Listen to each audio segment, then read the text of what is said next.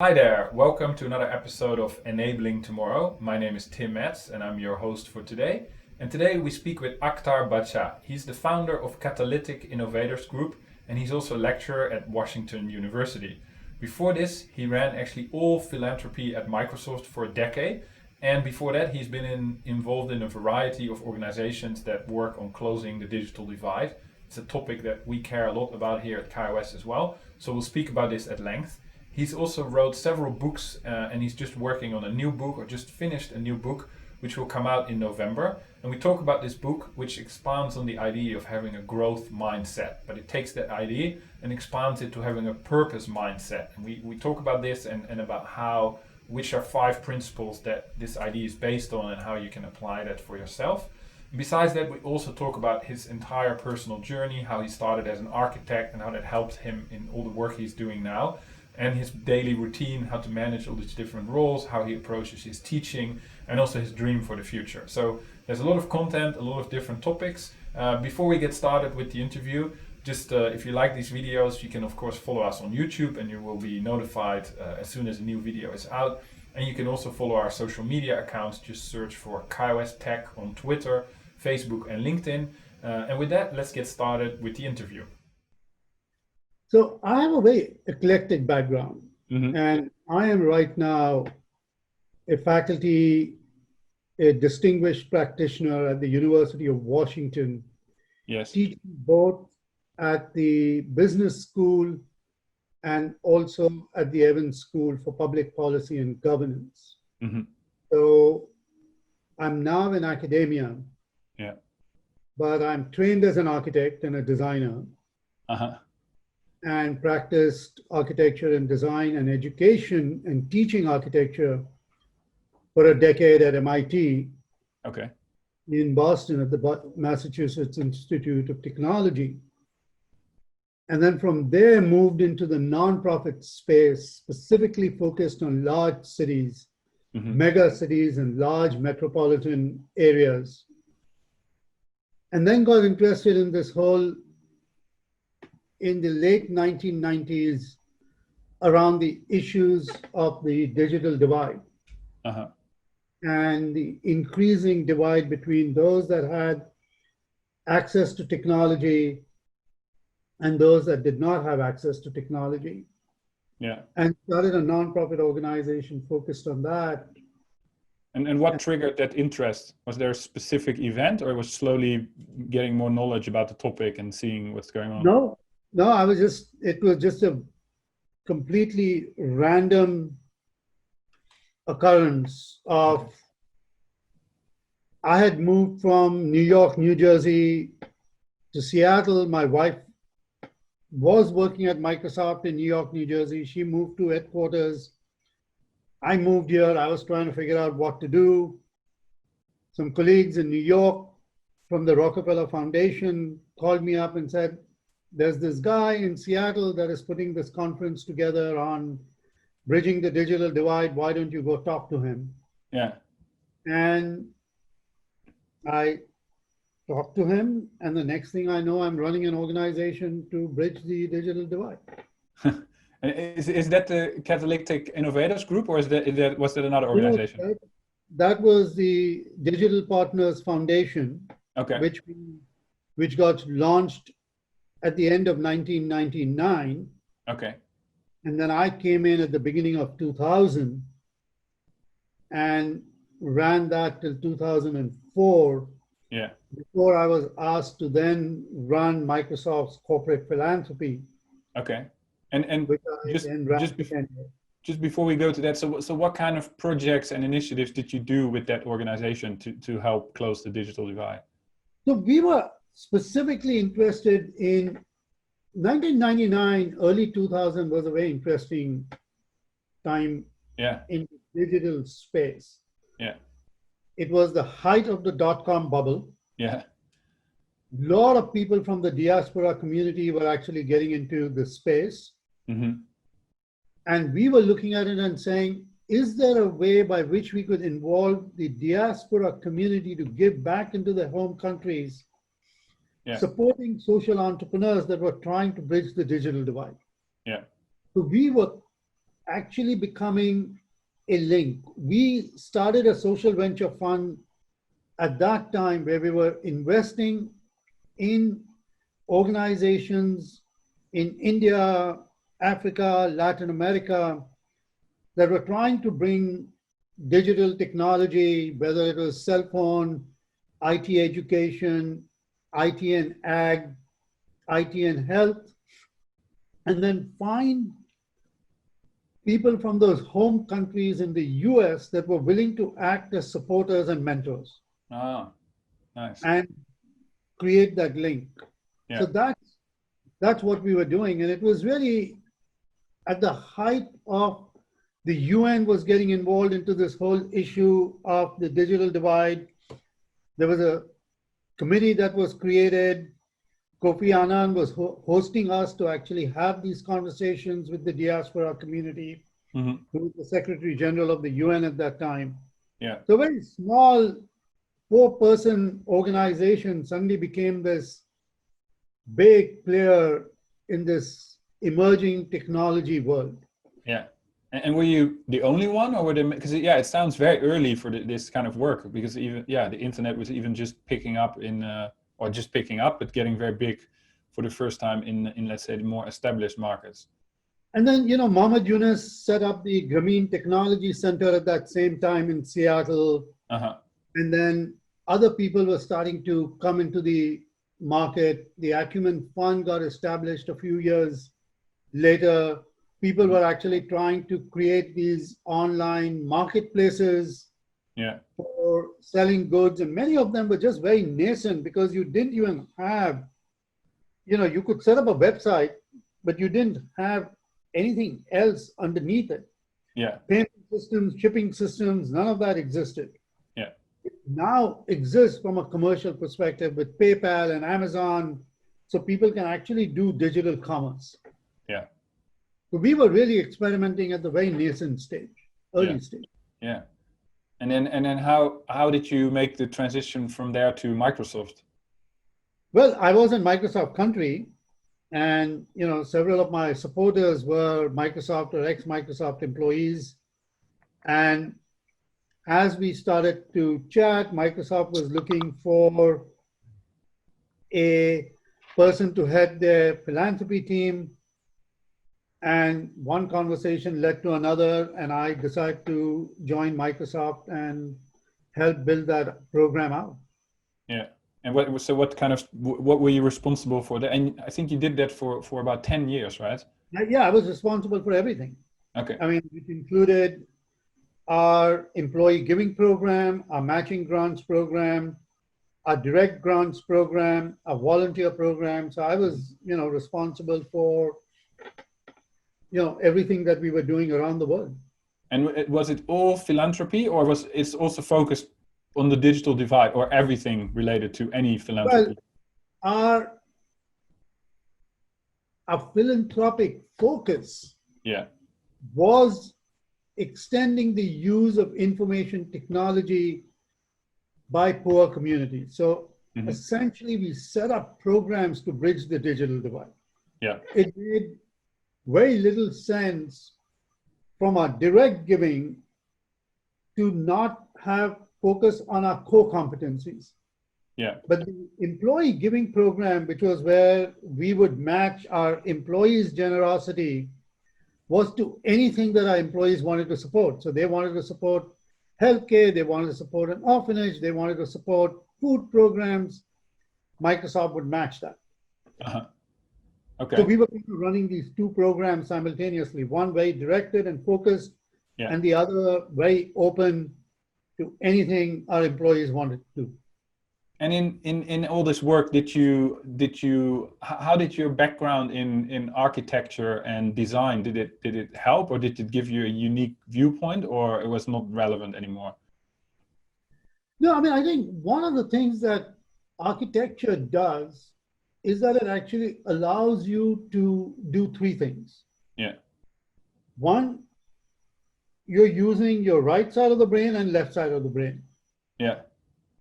Because you have to be creative and you have to have something stand. Mm-hmm. Yeah.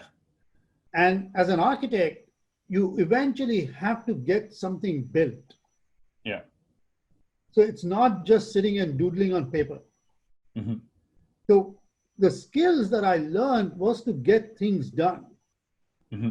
And the whole, design thinking work that has come out by all of these IDEO and others is all actually based on how architects thought, Mm-hmm. right? I mean, we were taught to, hey, visualize something, analyze where you want to be, go check with the community that you actually want to design and build in, go back and reiterate, come back and again create models, test it out, and then that's the same principle that design thinking has actually brought into the business world. Yeah. Right? I mean, eventually, earlier they were doing it for product design. Yeah. And architecture and product design is very much similar kinds of thinking. Mm-hmm. So I was able to bring all of that into my work at Microsoft, where we were no longer just sitting and saying, hey, we are in Redmond, we decide what we want to do, but we were actually really going out into the communities and talking to them and saying, what is it that you need?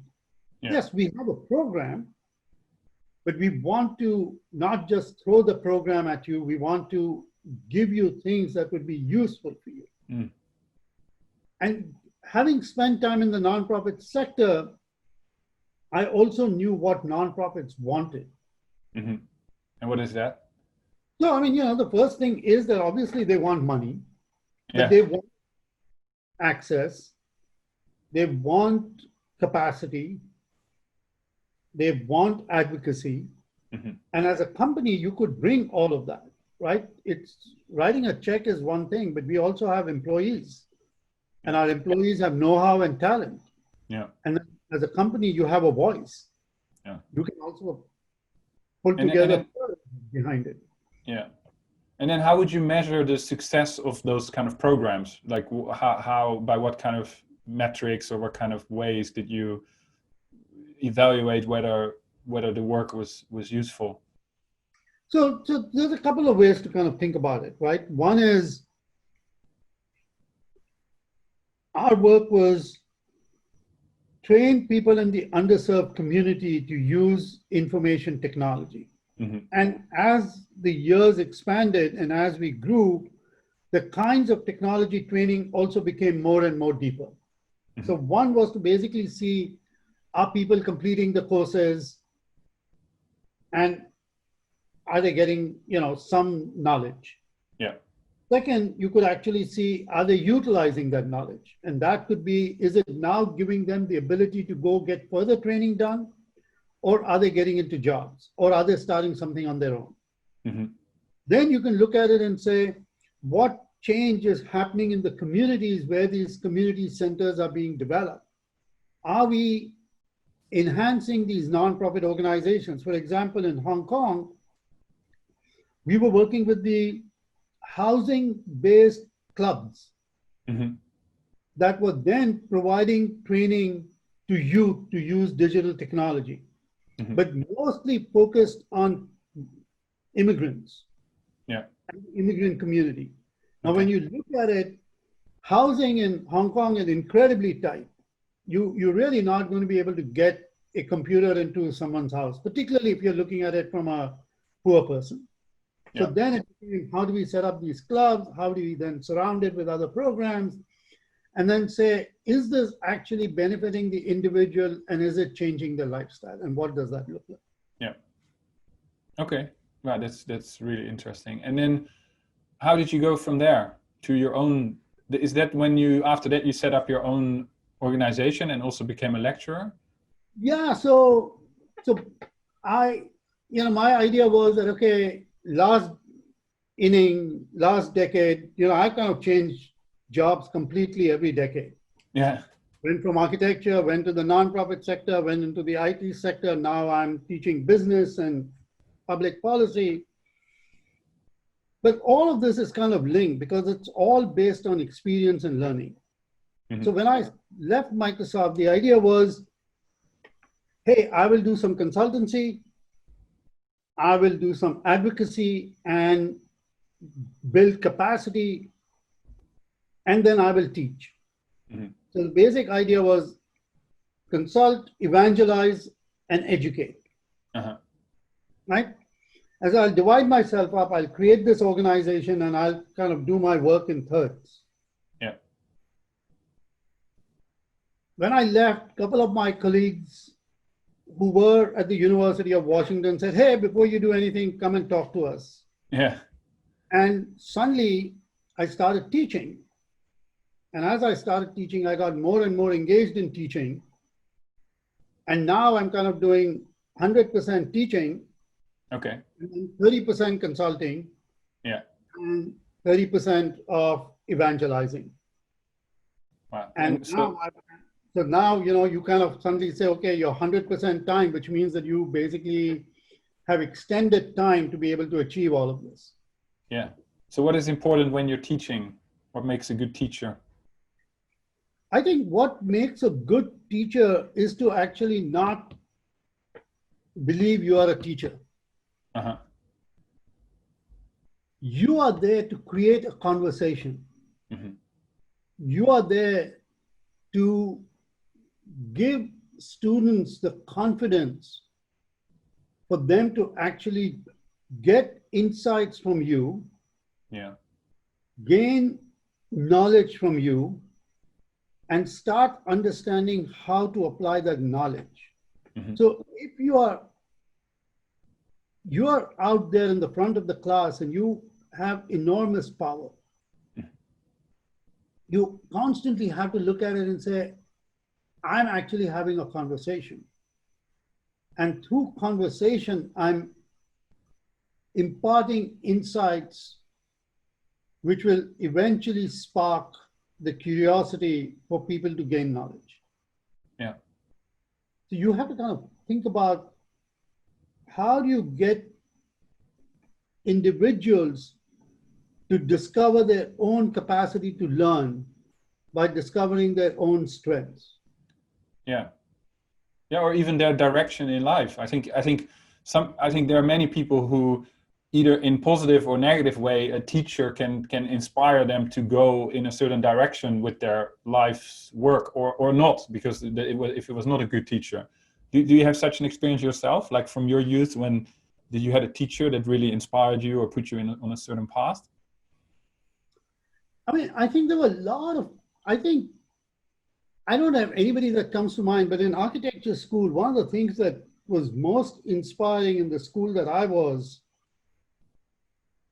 as much as we were trying to get theory, we were also learning by doing. Mm. And this whole notion of learning by doing is the act of discovery. And the act of discovery that is haptic because it is experiential. Mm-hmm. And if you can bring that, then I think you shift. Now, clearly, academia has its place in what it does. And not everything can be done the way I teach. And one of the reasons I was hired to teach is because I bring in experience, I bring in connections, I bring in insights. I've traveled around the world. I have lots of doors that I can open for people. But I'm not, in some ways taking a theoretical approach. I'm taking a practical approach. Yeah. And that's a different kind of teaching. Even though I extend theory because I'm constantly writing and publishing. Yeah. And what are you? So maybe we can talk about the books you have written and the book you are writing or that is coming out. Is that related to what you're teaching as well? Your new book? Yes and no. So my first book that I wrote came out of my PhD thesis in architecture, which was all about cities. And it was about, our urban future and how we think about how cities are changing and becoming more sustainable and environmentally conscious. Mm-hmm. But then Jessica and I and another colleague wrote a book called Technology at the Margins. Mhm. And we wrote that in 2007. We started writing in 2005. It came out in 2007. And it was really still very early in the technology space. And we were really looking at the impact of mobile on education, on healthcare, on the environment, and on finance. And we were really quite ahead in terms of what we were looking at. But again, we were looking at on the ground experience. And what we had done is that my team in philanthropy and Microsoft Research, which was our third author, Sailesh Chutani, Mhm. funded joint projects with academics and nonprofit organizations around the world to look at how they can use technology to benefit society. And the book kind of became learnings from that. Mhm.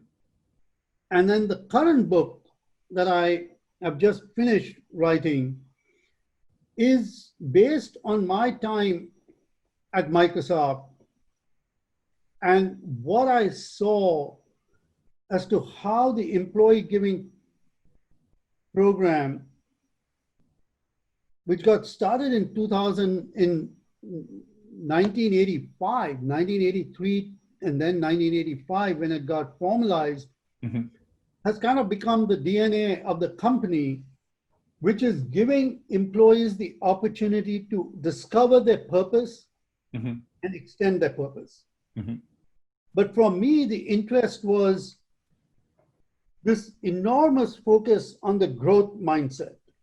Yeah. Everybody talks about the growth mindset. The growth mindset is what drives, and I completely buy the argument of a growth mindset. But to me, I was trying to discover growth mindset is so much your personal growth, Mhm. and then your growth as it applies to business growth. Yeah. But it's still focused on the me and not on the we. Yeah. And how do we get to move from the me to the we? And that's where I then started looking at purpose as that cultivation of purpose kind of gets you to extend the common good from the personal good. Mhm. It goes beyond having passion. Passion is very ephemeral. Purpose is something you wake up every day to do. Mhm. And purpose can change, purpose can evolve. But purpose is not about, I want to create an organization. Purpose is about what change do I want to see in the world. Mhm. So if you kind of look at it from even Microsoft's perspective, Bill Gates' purpose was not to create Microsoft. Bill Gates' purpose was to actually look at, can you extend the benefits of information technology and computing to everybody, Mhm. and that purpose, a company becomes part of extending that purpose. Mhm. So how do you kind of get people to understand that purpose is far more extensive? And if we all kind of started developing purpose, then you kind of shift the equation and say the benefits are extending much more than personal benefits. And Mhm. purpose also drives you to personal benefits. Mhm. So it's kind of that. So that's the theoretical frame of writing the book. But it's based on my experience at Microsoft and then interviewing 40 different people who have gone on from Microsoft to become change makers around the world. Okay. Nice. But then, if as a reader of the book, will you learn how to find your purpose, or how to apply it to your organization, or what's the outcome for the Yeah, reader? so I mean, I kind of give people a direction of what it looks like Yeah. by highlighting all these stories, right? So people are doing all sorts of different things, and people from different backgrounds with different circumstances going about making change. So that in itself gives people the confidence that anybody can do it. Mhm. But then I kind of end by actually highlighting 5 principles that you can cultivate. Okay. One is, how do you discover your strengths? Yeah. Everybody tells you, go solve a problem. I really don't want to solve a problem. I actually want to create a future. Mm-hmm. And discovering strengths actually gets you to create a future. Yeah. I mean, you have weaknesses, I have weaknesses. None of us are ever going to solve our weaknesses, but we also have strengths. Yeah. If you discover a strength and apply, then that work will actually be far more valuable. Mm-hmm. Even for an organization, if all of us in a room looked at what our strengths are and collectively applied our strengths, we can actually move much further in the company. Yeah. So that becomes one frame. The second is that we always have this mindset that looks at scarcity. Mm-hmm. And I'm basically saying, discover abundance. Even small things can lead to abundance. Mm-hmm. And the whole social media movement, the social movements have all kind of today taken small acts and made it into, more impactful because people have actually thought about it from abundance and not worrying about, hey, if only I had something. It is go start and things will come. Mm-hmm. The third is, how do you kind of look at not about efficiency of doing things, but the impact of what you're doing? Can you discover what is it that you're doing that makes sense? So it's not about doing things right, but it is about doing the right things. And how do you kind of discover that? Mm-hmm. The fourth is, how do you stop thinking about building organizations, but you actually think about building movements? The umbrella movement in Hong Kong, I mean, that's a movement. It came about through just, Black Lives Matter. Yeah. But even Uber, for example, I actually look at Uber as a movement rather than a company. Mm-hmm. Uber took something that is very simple and silly and convinced us that it is actually the best way to move from one place to another. Mm-hmm. And we have now kind of convinced ourselves that that's, so it is not selling efficiency, it is actually selling you a social contract. Mm-hmm. Right? So you can go about and say, I will go sell goods. I mean, at the end of the day, what is Amazon? Amazon is a delivery company. Yeah. But Amazon has actually convinced you that it is a movement, that it actually satisfies you because it gives you something even before you think what you need. Yeah. Right? So how do you kind of think about that? And then this notion of how do you embrace empathy and compassion, and how do you move into a giving frame rather than a taking frame? Mm-hmm. And you combine all of that, then you start looking at it and saying, okay, that becomes my purpose. Yeah. So How does that change yeah, your outlook in your life? exactly. So that's really what I'm trying to kind of get at. Okay, nice. And when is the book coming out? So the book is going to be released on November 10th. It's available on Amazon. Okay. And I mean, people can order it. And it's kind of going through its printing phases now. Okay, exciting. And it sounds like there will be a lot of potential guests for our show in the book. Yes, actually, there are a lot of potential guests. Actually, one of them, by the way, lives in Hong Kong. Ah, okay, that's nice. Well, that will be our first, could be our first live interview. Well, I mean, Yeah, person. John Wood is actually in Hong Kong. And John Wood is actually very well known. He started this organization called Room to Read. Okay. And ex-Microsoft guy has set up these libraries, little libraries around the world in remote locations and schools. Yeah. And he's got over 20,000 of them now. Nice. I'm definitely going to read the book, and I will put the link. Well, there will not be a link yet, but we'll put it in the description, of course. Yeah.